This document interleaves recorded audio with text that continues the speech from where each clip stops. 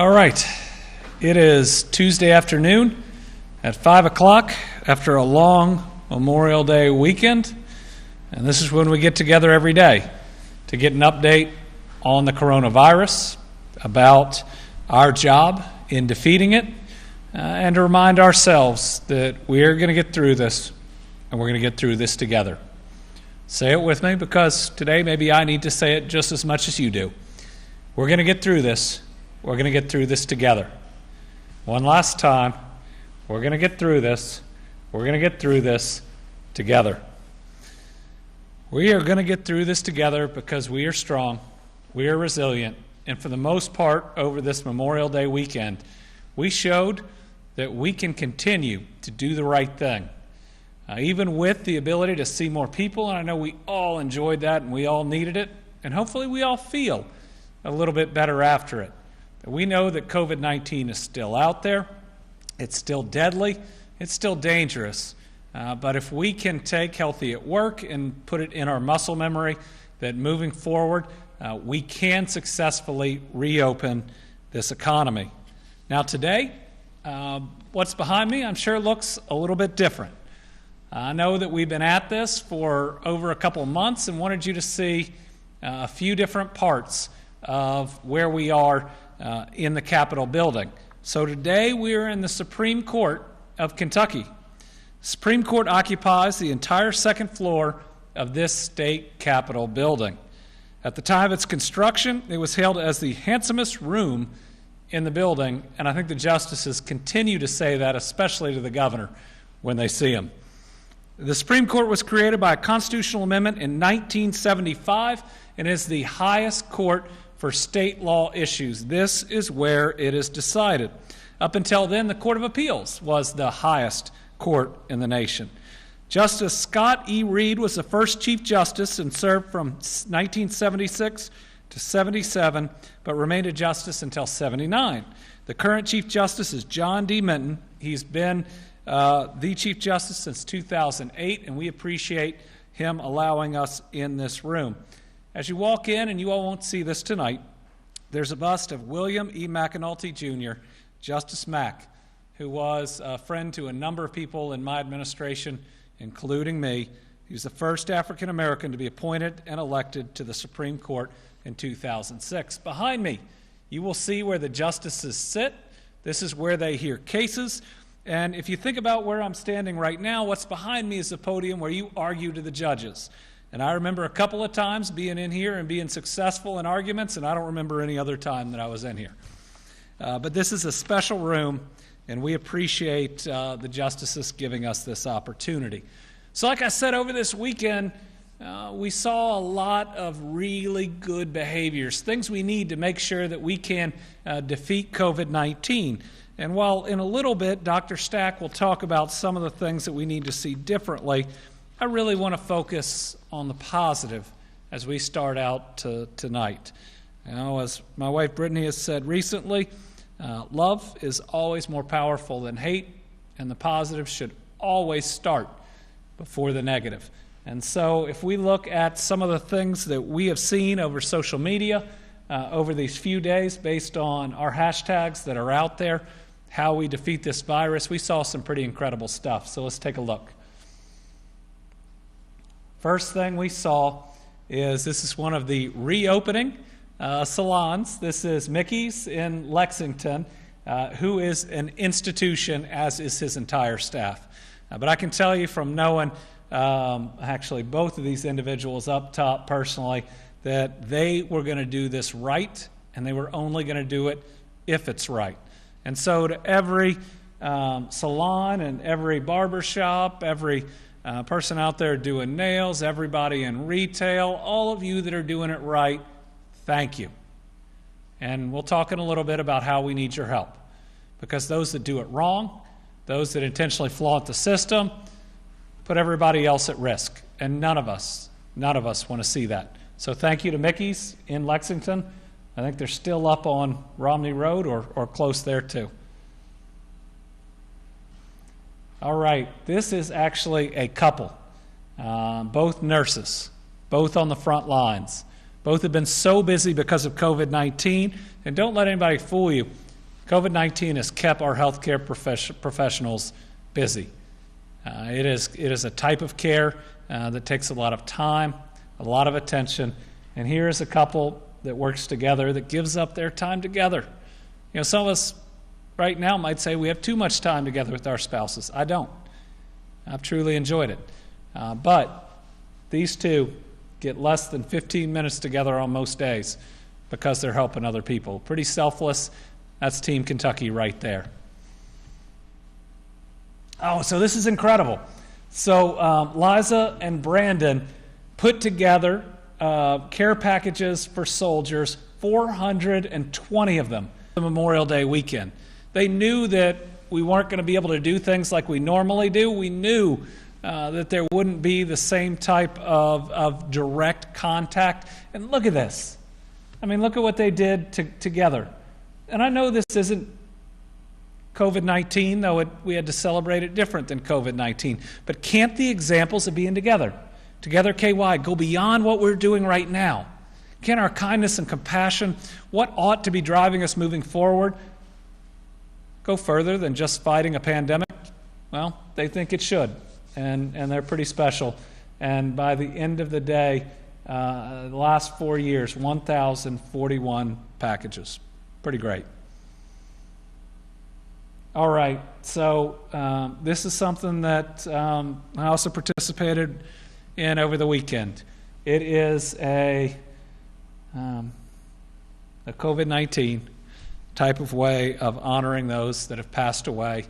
This shows a rededication of a family gravesite, but knowing that even in these times, even in something this important, we got to do it in a way that doesn't spread this virus. So, Tanitra, we thank you for even in the hardest moments where you'd want to do things differently and making sure that we're not spreading this virus. All right, so this is the St. Ambrose Catholic Church, truly engaged in social distancing, making sure that they hold enough services to where people can be safe. Our faith leaders continue to amaze me in their willingness, as much or more than anybody else out there, to do the right thing, to protect people. Pretty special, and we appreciate them. Okay, and this is the Bowling Green Hot Rods, which I think is a single A. I know they're not a triple A baseball team in Bowling Green. Again, wanting to be a part of Team Kentucky, and in a fact you can't learn from anybody else. The nephew of Oregon's Attorney General, who I had the honor of serving with, plays for or just recently played for the Bowling Green Hot Rods. And you want to talk about something you can have in common that you can talk about when you get together. But I want to thank them for those green lights. Again, I'll mention it in a minute, symbols of unity. So, even though Virginia's a little further away from me than normally, but this is intense social distancing, Virginia, it's good to see you. We thought that it's now more important than ever to be inclusive. When people are trying to drive people away from each other, even a very small percentage of people are trying to drive people away from each other. Let's make sure that we spend today including folks. And so today comes from Brittany Bashir, and she wanted today's sign language to be love, not hate. Love, not hate. Thank you. And thank you to my wife. That's about as much as I can talk about that one. All right. Today, I'm going to start by talking a little bit about what went on Sunday. And then after that, we're going to hear from Eric Freelander about some activity in a specific nursing home this weekend and how the task force went to work and how things are working. Then you're going to hear from Dr. Stack talking about Memorial Day and how we need to continue to be ready to know that this virus is still out there. And then after I take a few minutes, I'll talk about the numbers and then testing. So we had a Memorial Day weekend where most everybody out there was trying to do the right thing. Knowing that there was a virus, knowing that their actions impacted their fellow human being, looking out for one another, caring for one another. And then we had what happened on the Capitol grounds this Sunday. And so I've written down some of my thoughts, how I feel. I've tried to be vulnerable and direct in these press conferences, so I wanted to make sure I was today as well. And thinking through this and having a little bit of time to think through it took me back. Took me back to right after winning the governor's election in November and realizing that life was going to change a whole lot. And that it wasn't just my life that was going to change a whole lot, it was my entire family's. And that I owe a greater duty to my kids than just about anybody else on earth. So I remember when Brittany and I, a couple weeks after, made a very difficult decision. And that decision was that we were going to leave the city that we had built our lives on, and the community that we had raised our family in, the only house that my kids ever remember. And we were going to move into the governor's mansion and live there full time. We'd become the first family to live full time in the governor's mansion in over 30 years. It was something that the community told us they wanted and that we thought could unify Kentuckians, that a real family with two kids they're trying to raise were right there, right across from the Capitol, trying to steer us in the right direction.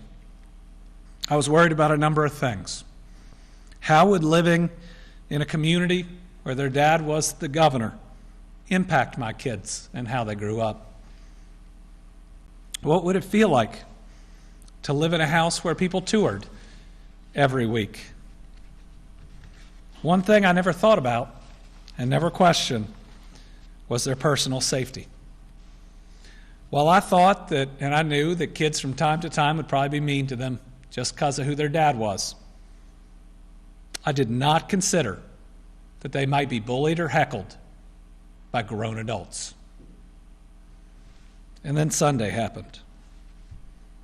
Sunday was a protest where my administration offered a drive-up and a drive-through permit, a way that's safe for everybody who was involved, where COVID-19 wouldn't spread, and in part what they claimed that they wanted, at least in their lawsuit.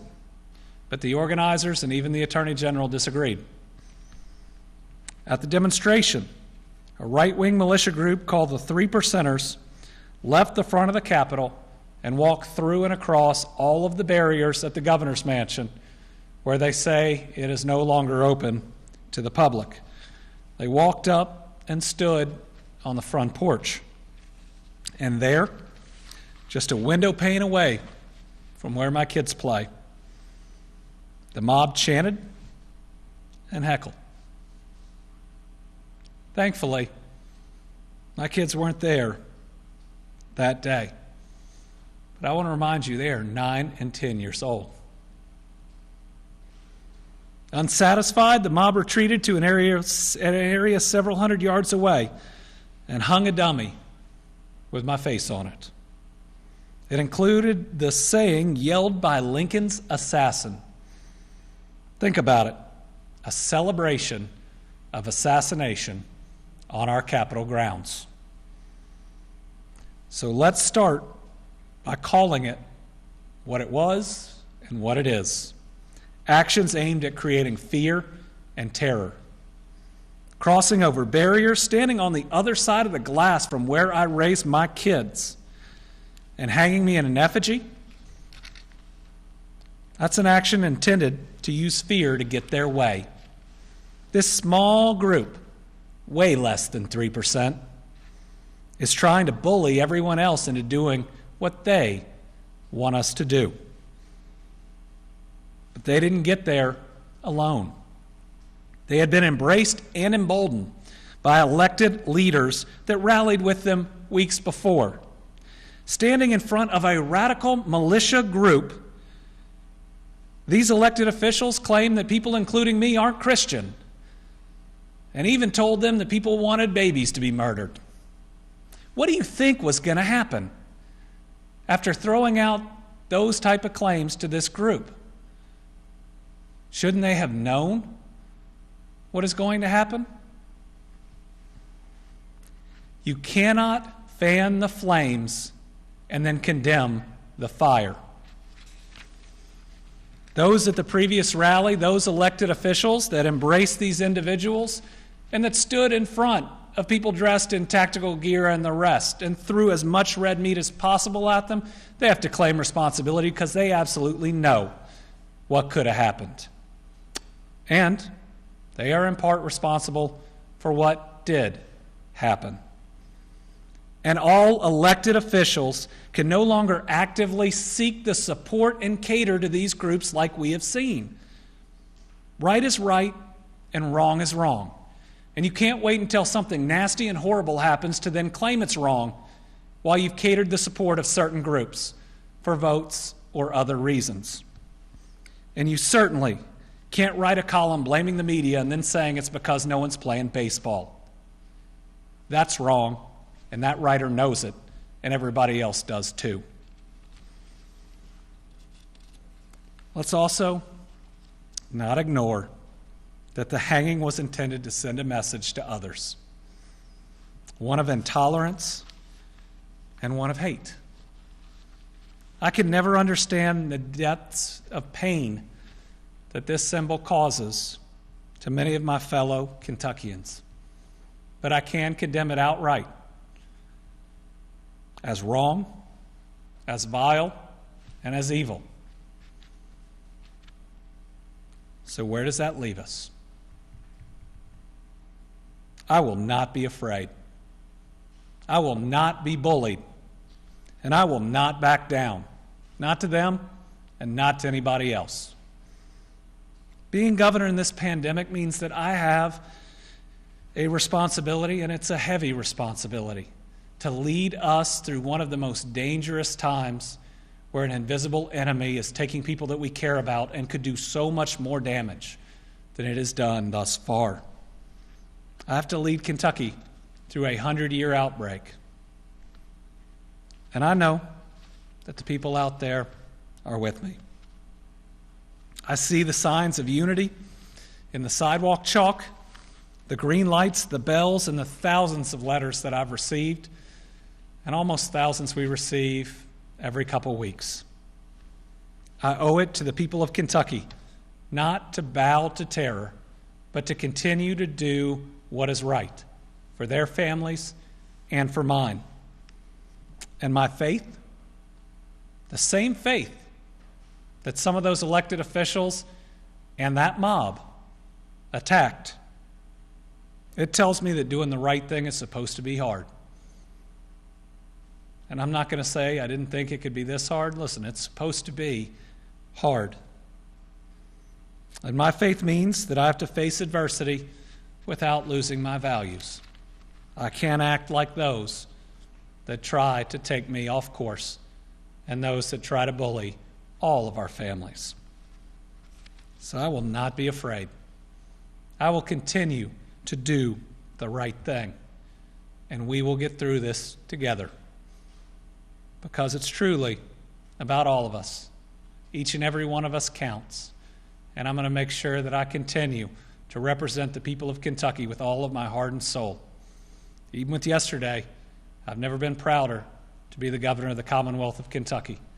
And if our unity scares a couple people, our unity is something special, and we'll continue to do the right things with it. Now I'm going to take a minute. I hope you can understand that. And I'm going to invite Secretary Freelander up here to talk about some specific actions we've recently taken. And then you'll hear from Dr. Stack, and then I'll be back to report the numbers, talk about testing, and we'll open it up to questions.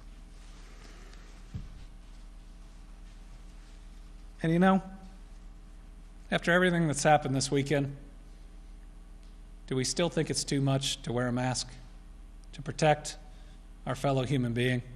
I wear it to protect my family. I think other people should wear it to protect theirs.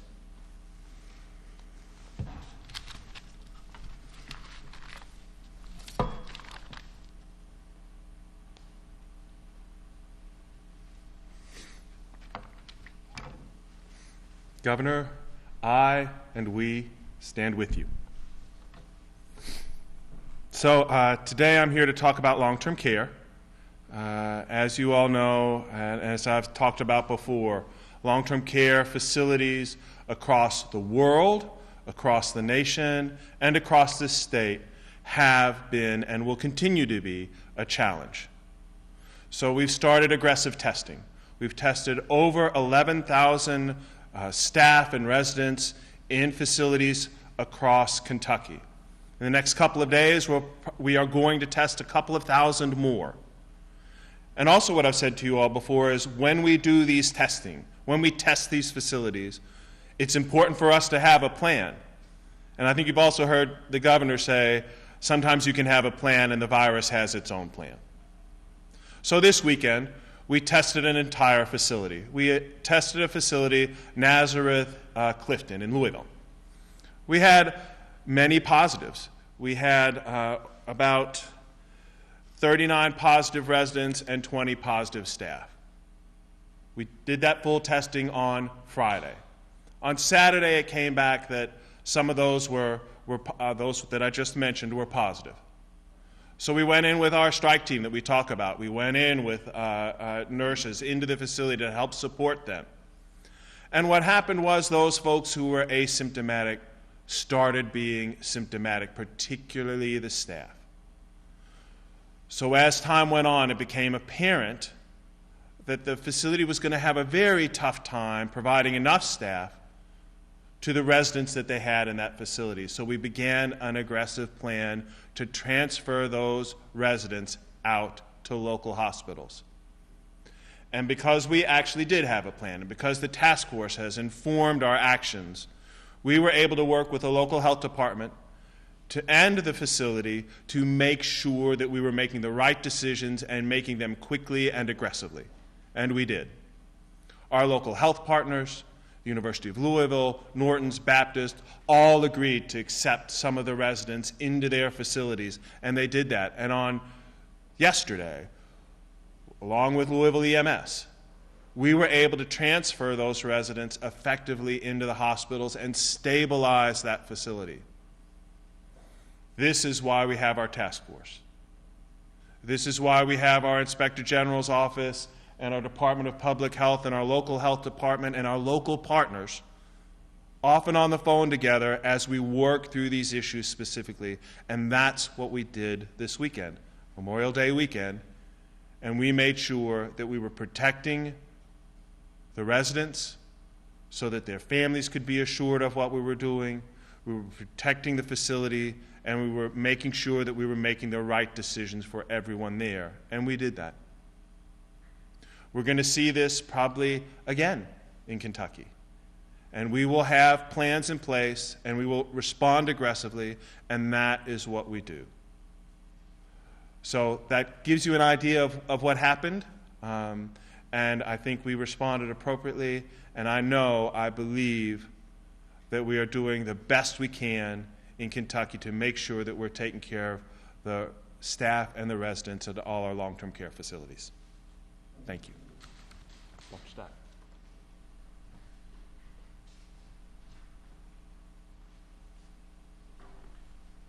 Thank you, Secretary Freelander and Governor Beshear.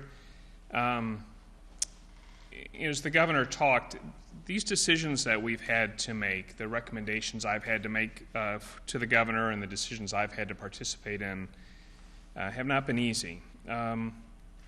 Since we started this journey, there's been a difficult balancing act between what we know and what we don't know, and the consequences we know and the consequences we don't. You know, we're facing an infection that we can't see. It's an invisible enemy, as I think the governor has already said here tonight. People seldom give much credit for things and harms you prevent, but they know that the harms they've experienced, and we've experienced harms. Some of us have lost loved ones and family members. Others have had loved ones or family members in the hospital, and they've had to endure the difficulties of having a critically ill or a seriously ill family member or loved one that they can't even visit in the hospital because the need to protect the greater public has required us to take these steps.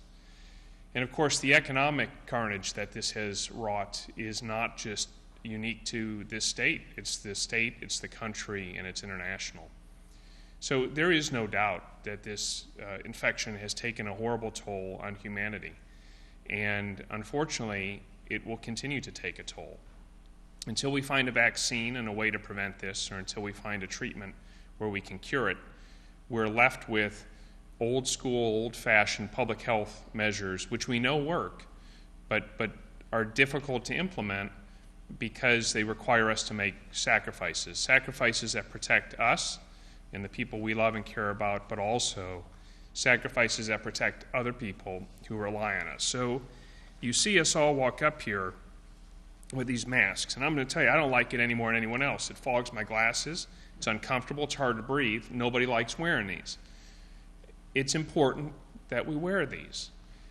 And I'm going to show a video here in a minute. I think we've got the, when I'm ready, right, James? So we've got a video, and it's not, I'm not here to guilt trip or single out specific groups or people or entities, but I think we have to show what happens when we're relying on people to do the right thing when we don't follow the directions. The evidence is absolutely overwhelmingly clear that a small number of large events or a small number of a lot of people getting together with one or two infected folks spreads this thing like wildfire. We've seen it at conventions, there were conferences, that was in Boston. We've seen it at events where people get together for religious ceremonies. We've seen it when people get together for gatherings around the world, and this is true for where we are today. It is true when we had the Spanish flu in 1918, and that's the slide that the governor has showed repeatedly for the Philadelphia versus St. Louis. They threw a big parade in Philadelphia, and they paid a horrible price.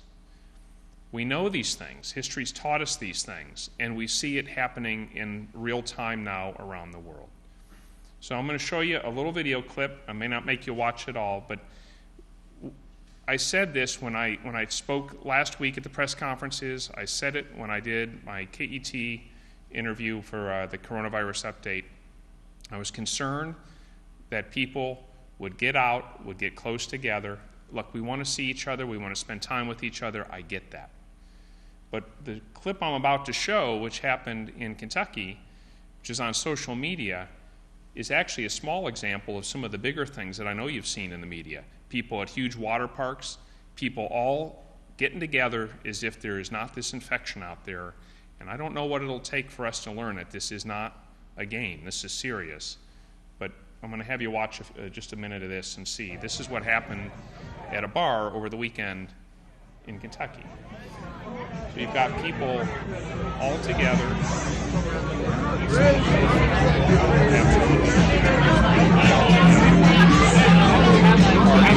The same family. They're clearly not all the same household together. When you get together like this, you get one person who walks through there with an infection, talking loud, not even looking sick, talking loud and spraying spit and saliva, because that's what we do when we talk. As gross as that sounds, that's what happens. People shouting to be heard over the music. That's how you spread this infection. And before you know it, that fun evening out turns into 2 weeks later 40 or 50 people sick who went out and spread the virus further and spread it further. And so I carry folders around here sometimes. The contents varies from day to day. But in it today is information on the long-term care situation. The secretary told you we had to mass evacuate 37 people from a nursing home over 4 hours into 6 different hospitals. Any other time, that's front page news, because you wouldn't have that unless a chlorine tanker dumped over on a railroad and you had a chemical crisis or you had some major catastrophe.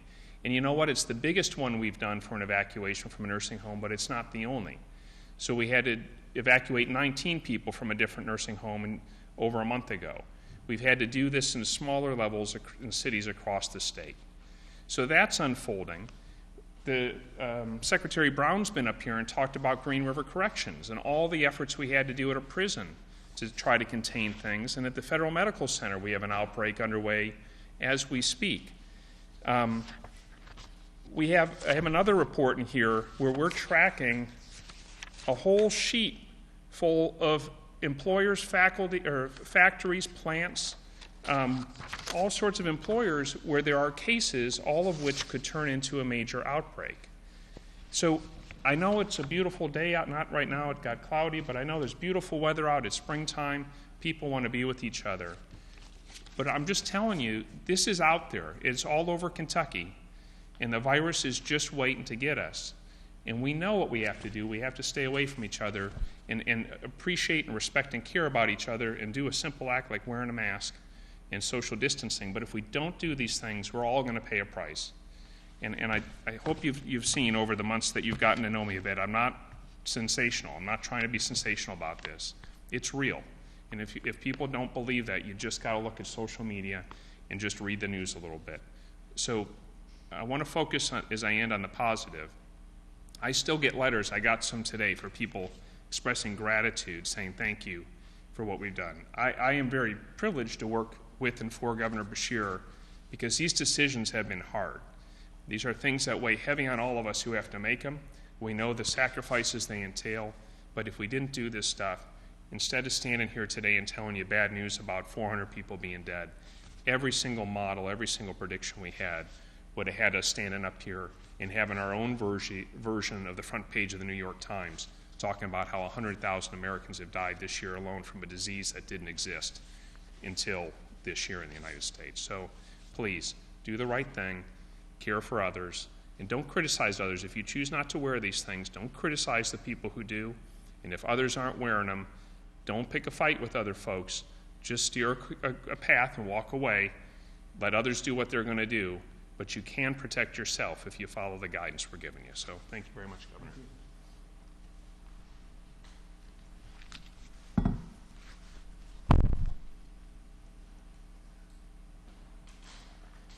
All right, so most of the time I think I play bad cop and Dr. Stack plays good cop.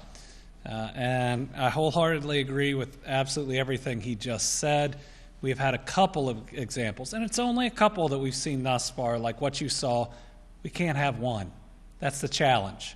Everybody's decisions, every single person counts, and just one person making wrong decisions or one bar allowing wrong things to occur can spread this virus. And I'll say what he won't. I wouldn't go there, and I won't go there. And you shouldn't either, because if we're not going to enforce social distancing at places, they're not safe. But the good news is we continue to be at a time that we want to keep going, where it appears that we are in a decline of even our total number of cases, and that's even with significantly more testing. So today I'm reporting on the last 3 days. And over the last 3 days, we have had 387 new cases of the coronavirus, but let me break that down. On the 24th, 141 new cases. On the 25th, 122 new cases. And on the 26th, 117 new cases. Some of the lowest numbers that we have seen, again, and holding there each day. Now, labs were closed a couple of these days. We want to see tomorrow what we have. Likely tomorrow will be a lot higher, but we'll average out over those 3 days in a way that again shows that we are on the decline, but that's fragile. And with a disease that can so easily spread, we have to want and put into action our desire to continue to see that downward movement. So those 387 tests after duplicates have been removed takes our total case number to 8,951. 8,951. 151 of those are probable, and the rest are lab confirmed. And that's out of a total number of tests now of 193,576, though I believe for the first time some of the serology numbers are in there. So we're going to break that out, but I want to make sure that we have those numbers exactly. There's been some problems with the serology numbers, so I believe the best thing that we can do is to break it down so everybody can see where they all fall. Total number hospitalized, both hospital numbers and ICUs today are based on imperfect data because not all of the hospitals reported over this long weekend. So the numbers we have, subject to change tomorrow, our total number ever hospitalized, 2,136, currently 489. Ever in the ICU, 897, currently 78. And I hope that's accurate, though not all hospitals have reported, because we'd love to see that being a low number. And the current number recovered, 3,115. New cases by county, 146 in Jefferson, 41 in Shelby, 30 in Warren, 26 in Fayette, 10 in Kenton and Logan, 9 in Allen, 8 in Ohio. I'll slow down, Virginia. 7 in Butler, 6 in Henderson, 5 in Boone, Oldham, and Simpson, 4 in Henry and Jessamine, 3 in Clay, Davis, Grant, Grayson, and Muhlenberg, 2 in Boyle, Campbell, Edmondson, Madison, McCracken, and McLean, and 1 in Ballard, Barron, Bullitt, Callaway, Christian, Clark, Fleming, Franklin, Garrett, Hancock, Hardin, Hart, Hopkins, Jackson, Lawrence, Mercer, Monroe, Montgomery, Nelson, Scott, Spencer, Todd, Woodford, and 1 unconfirmed. After having a last time that we were together, actually having Saturday when we weren't, having just one of the only 2 times in the last several months where we'd had 0 deaths. We do have new deaths, but they are, for 3 days especially, really low. And again, we'll have to look at tomorrow to see if it's just reporting. But today we are reporting 3 new deaths to COVID-19. But let's remember, every death is tragic. It brings our total number to 394, one of which is probable, the Leicester lab confirmed. But that's 3 new families and 394 families total that are still grieving. So we'll be turning our lights back on at the mansion on that same front porch, because we show compassion there, not anger. We show love there, not hate. We'll turn this Capitol Dome green, and I hope you all light up your houses, your homes, your places of business, and your institutions to honor those that have been lost. Today's deaths include a 72-year-old female from Jefferson, an 85-year-old female from Adair, and a 63-year-old male from Allen. Breaking down the ethnicity and racial data on race for cases that are known, 74.13% white, 14.61% black or African American, 5.68% Asian, 5.4% multiracial. And then when you break down ethnicity, 85.31% Hispanic, 14.69%, I'm sorry, I read that backwards. 84.31% non-Hispanic and 14.69% Hispanic. When you look at deaths, and we'll start in the ethnicity, it's about 97% non-Hispanic and 3% Hispanic. And then on race, 77.8% white, 18.54% black or African American, just about 2% Asian, and 1.7% multiracial. And let's remember even that. You know, in the past, I've talked about when we read the ages and the genders and the counties of those that we've lost, and saying they're more than just numbers. So are these. So are these. And it shows things that we have not fixed in our society that have been broken for a long time. And my commitment coming out of this is to do everything I can to make it right. Healthcare is a basic human right, and it's time we treat it as such. Looking at long-term care facilities, again, we talked about how, last week we tested over 3,000 individuals in long-term care facilities, so we are going to see these numbers increase. 54 new residents, 27 new staff, and 3 new deaths going back have been added here, and 26 new facilities. So, if you were one of the people at that bar that we showed, if you were one of the people that knows that there's a virus out there but you just didn't care, this doesn't spring up in these facilities. Somebody has to bring it in. And most everybody working at these facilities never bring it in on their own. It's somebody who has flaunted or even accidentally become infected that spreads it to them, that brings it in here. All of our actions matter. Now let's talk about testing. Testing is a real positive. If you look at our testing locations for this week across Kentucky, you will see something pretty amazing. You will see that we now have tests out there for everybody who wants one. Everybody who wants one. But you know what? We got to have people that show up, that want to get these tests if we're going to be safe.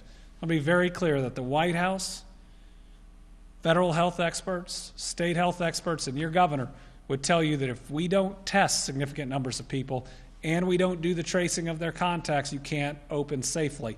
The White House says you shouldn't even open if you can't test a certain level and trace. That's straight from the president and the vice president.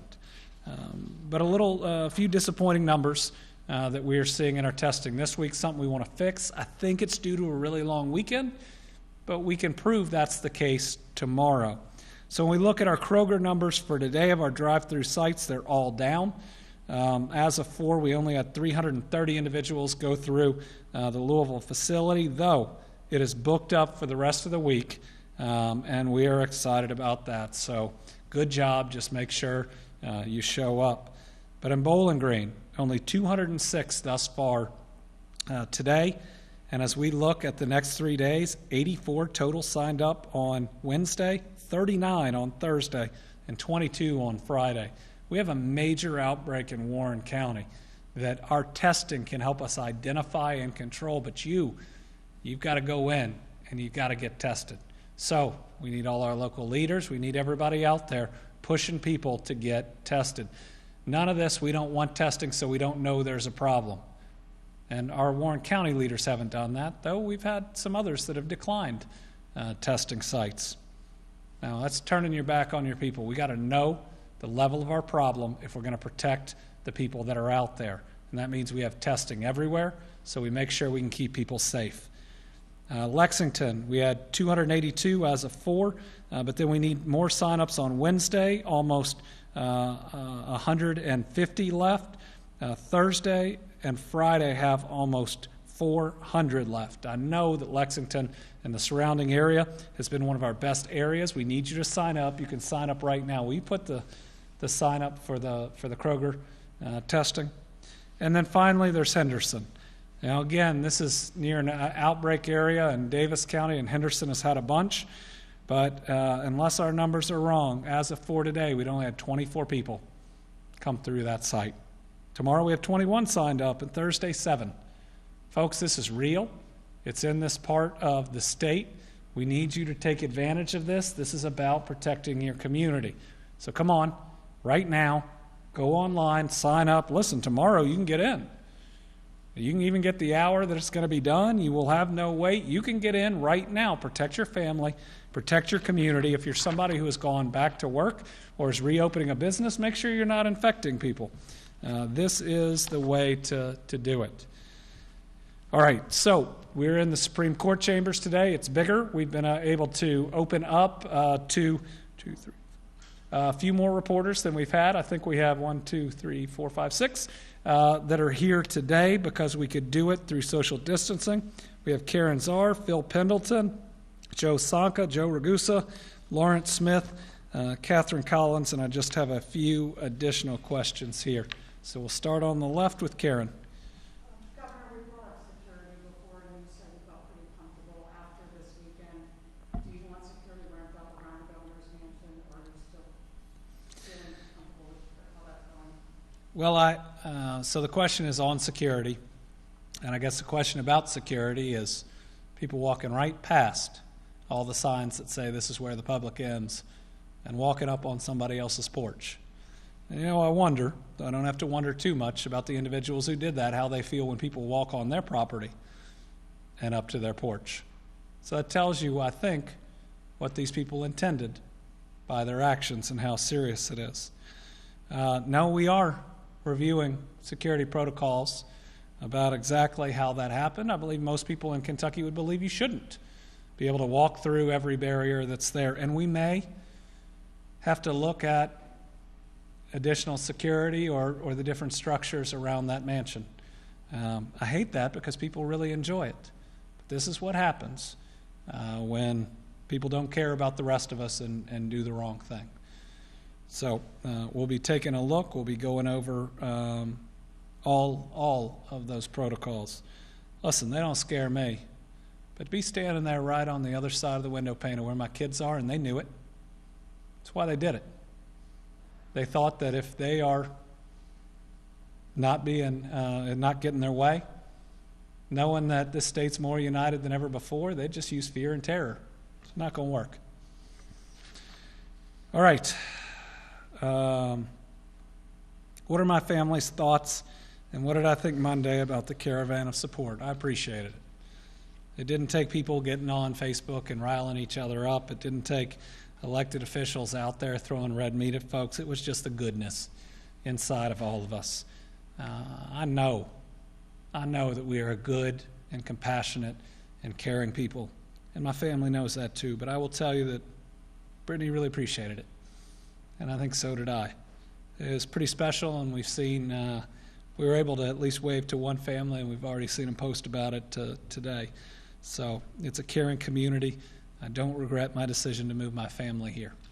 Joe. I hope I never repeat that question. But, Okay. So a lot of people were concerned that the large group of gunners was able to get all the way up to the porch of the mansion. And fortunately, your family wasn't there, but in the case that your family is there, is KSP going to prevent people from going that far? Yeah. With guns? And The are they going to prevent that? The question, and I want to make sure I'm quoting you instead of people say that this is me, is especially with an armed group like that. And I wonder what this group would think if someone else who was armed walked up on their patio. But walking past all of the signs and the rest up to it, again, what do I think about security? I think that they should expect a very different response the next time. And I hope everybody would expect that. This is something that we shouldn't see. And it's something that I hope everybody is against. And in condemnation, I hope that they don't first start by saying, well, I disagree with the governor, and then I'm going to do this or that, but it's wrong. No, just wrong is wrong. I mean, when you call out wrong and you mealy-mouth it for a couple sentences, and I hope in other instances when it's not me, and I do want to say this, that I've done it. I hope I have. And if I haven't, I will do better the next time, and certainly I know that the hanging an effigy thing they did, listen, it had my face on it, but it was intended to send a message to a different audience, one that knows the pain from that much deeper than I ever will, and it's just wrong.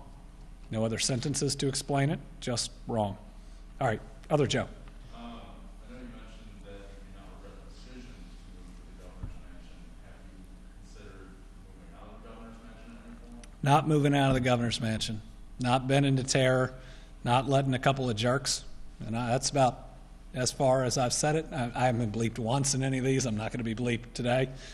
But I'm not going to let a bunch of jerks change the way that we're living our life. Yeah, I'm going to look at the safety protocols around my kids.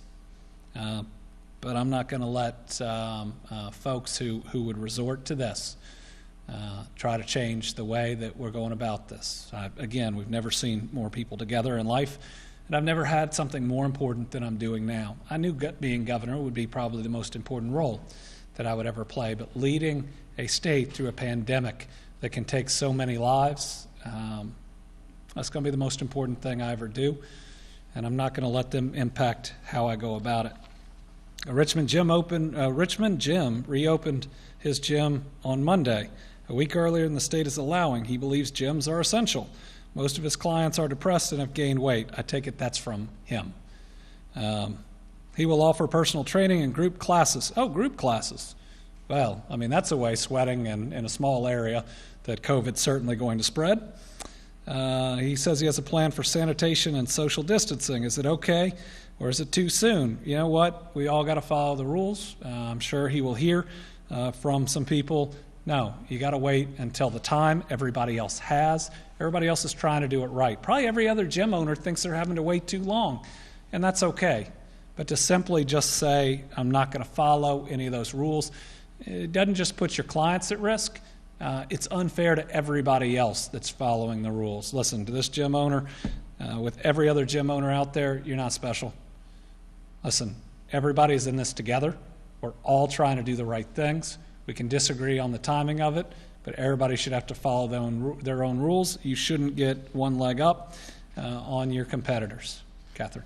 Some elected officials have called for the particular people responsible for the effigy hanging to be charged with a crime. Do you agree? So the question is, some elected officials have called for the folks that did the hanging. I don't quite know what to call it because it was me, my face at least, on something. But I was tall and skinny, to be charged with a crime. I'm going to leave that to those prosecutors and those investigators. I was one before this job. I would hope to hear from those in those jobs about what they believe. But more so than the elected officials calling for this or that, I do think that we still need to have some responsibility from the multiple state representatives and a state senator that sat in front of the exact same group and tried to fire them up and anger them just months before. What do you think is going to happen talking to that group? Like, we all have a responsibility as leaders when we go in front of these groups and you know people could go too far. You gotta do the right thing. I mean, that's a little bit of what leadership is about. And you don't just get to try to get out there and gain support. I think on Sunday they had 2 candidates that had set up tents. All right. Long-term care facility, I think we answered that one. Do the numbers of hospitalizations reported every day include patients in the ICU, or are the numbers separate? And Kelly, I know we have the ICU numbers that are reported separately, but are they also in the hospitalized number? All right, we'll get an answer to that. Lawrence. You called out some prominent leaders. Who are you talking about? And what about those leaders who have condemned this action? What do you say? Well, Lawrence, I think you know who the people are that were at the rally that fired these people up, and I think that they do too. I'm not going to sit here and call out people's names in front of those that are watching. That's not who I want to be. But I certainly think that they bear responsibility, and I don't think this is a back and forth with the media asking this side and that side, do they? I mean, don't they? Listen, we've seen one of the, I don't know if it's one of the most vile acts on the Capitol grounds. I know it's a little personal to me, right? Because I'm the governor at the time, and I'm who they were trying to do it to and their family. But isn't this a time when, there isn't this side and that side, they're just the facts and there's just right and wrong? Phil. Some of the neighboring states did report numbers on Sunday and Monday. However, even still now early than today. Right. With the pandemic, do you think it would have been better to give the numbers out those days as well? So Phil's question is, would it have been better, since other states did it, to give out numbers on Sunday and Monday? And most of our labs were closed both of those days.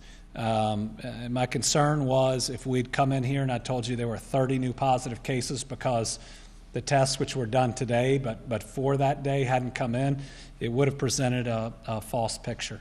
And I think people needed a little bit of a break, which is helpful. And while we won't do these every 3 days, it does give you a better picture in many ways of where it is. Though I will say tomorrow's numbers may change the way we feel about these. And so one of the things, and I think most of the report, for those at home, most of the reporters here who have been following this can kind of see how the numbers are a little bit lower at the beginning of the week, and Tuesday or Wednesday are up because more of them have come in, and then they kind of come back down. And so we're looking at what averages are best there. I know one of the online tools, which is the COVID-19 done backwards, actually has a chart, and when you look at it by our 1 week average, it's actually showing us on the decline. So I don't think it's just us that believe we're headed in that direction. All right, Karen. Today, Senator McConnell was in the state talking about the CARES Act money, and I know it's just starting to go out, so we're not sure yet how much more will be needed. He does agree with you, and possibly will need another stimulus package. But he said if another bill is passed, he wants there to be a liability caveat. Would you agree with that? Do you think that's important moving forward? So the question is Senator McConnell today saying there might be another CARES Act. Right now, the way this CARES Act is written, in state government, we can only use it for very limited purposes, which means it can help us a little, but not a lot in the budget situation we're facing. And contrary to another senator, that is not of my making, that is COVID-19. And sure, if you ignore a worldwide health pandemic, you can blame anybody for anything. But we are facing the same thing that everybody else in this country is facing, every state is facing, and we need direct financial assistance from the federal government, just like in the Great Recession. No red states, no blue states. This isn't bailing anybody out for decisions made in the past. It is directly what we're seeing related to COVID-19. I believe Senator McConnell talked about liability protections. I need to know what they are. What we can't do is let a business come back online and ignore all of the CDC rules and say, hey, we're immune. Because sadly, there's some out there that would do or allow terrible things to happen to people. Now, most businesses wouldn't. They do the right thing no matter what. And so if they want to have a conversation about if we do it all right and something happens, okay. That's a conversation we can have. Maybe it would encourage people to have the best practices. But liability reform is one of those words they throw out, and it could mean 1,000 different things. And being a reformed lawyer, I know what a few of them mean. Now let's do this Joe first, and then second. I know we kind of talked about it a little bit. Do you anticipate any new specific restrictions being put in place on protests at the Capitol complex? Right now, I couldn't tell you what we might see on restrictions on the Capitol, but I do want to say to those out there that think restrictions are unlimited, when the president, say, comes into Kentucky to give a speech, you don't get to protest right next to him. And hopefully none of those who have opposed restrictions would think that. What you can always do is ascribe a safe place and time that allows people to get what they need to say out, but at the same time doesn't ultimately intrude on other people's rights or prevent business from being done. The lawsuit that was out there said that they wanted to do a drive-up protest. We offered them a way to do a drive-up protest. We provided an affidavit saying that we had never prevented one before. They just didn't know the route. And then the Sixth Circuit just didn't believe us. That's twice now that they didn't believe things that I've stood up here and said to the people of Kentucky day after day after day. It's pretty interesting that if you're a panel of judges and you just disbelieve the facts, then you can come to just about any decision. And that's more than a little bit concerning, but we'll continue to do the right things and adjust as needed. Joe. Question on the child care centers when they reopen. Uh-huh. Can employees of those centers still get unemployment if they choose not to go back because they're concerned for their health to be in that environment? I think that's a technical question we'll have to get a technical answer for. I believe that the pandemic unemployment has some very specific qualifications on it. I think some of it is if you are over the age group and you're suffering from certain conditions, then yes, you probably would qualify. In other words, if you have major heart disease, you shouldn't be back, in a daycare right now, and we ought to understand that. Now, there are some other reasons that you probably couldn't not otherwise go back for, but I think it's important that we view them in the most reasonable light possible. Catherine.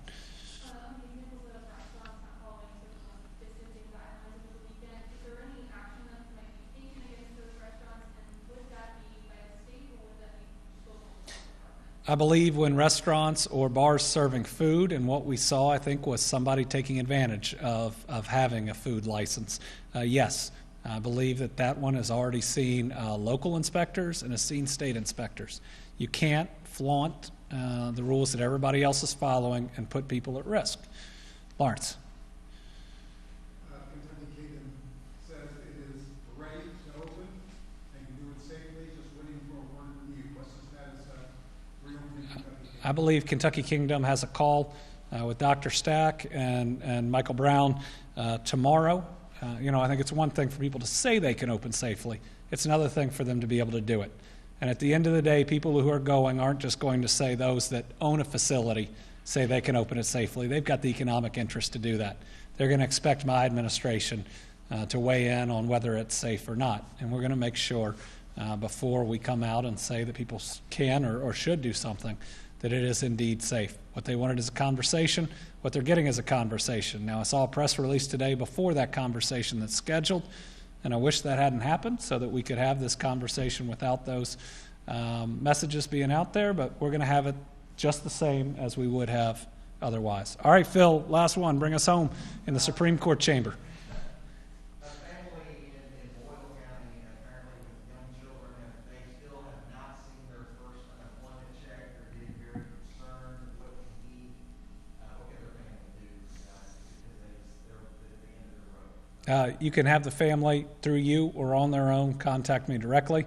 We'll do everything we can to help them, sometimes with those that have been held up in the system for a long time. This is on unemployment.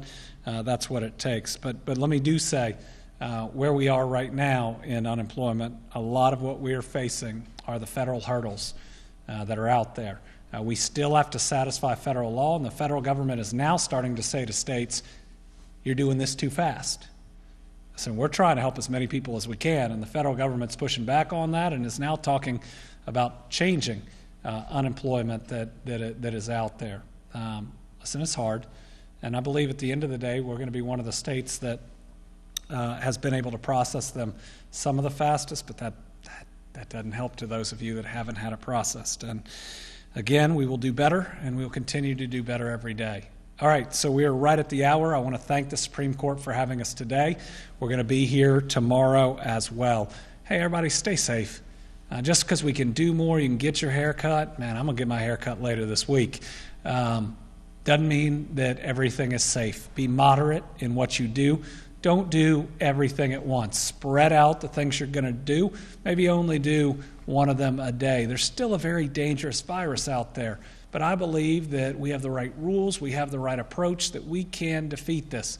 So let's make sure that we get it done. And I think we've got something to... Nope, we have no video today. I'm going to say that was a Supreme Court ruling, though I think I was just wrong about it. Won't be the first thing I was wrong about today. We'll see you tomorrow at 5. Thanks for hearing me out. Thanks for understanding I'm a little emotional when I talk about my kids, because I know that you all are too. We're going to get through this together.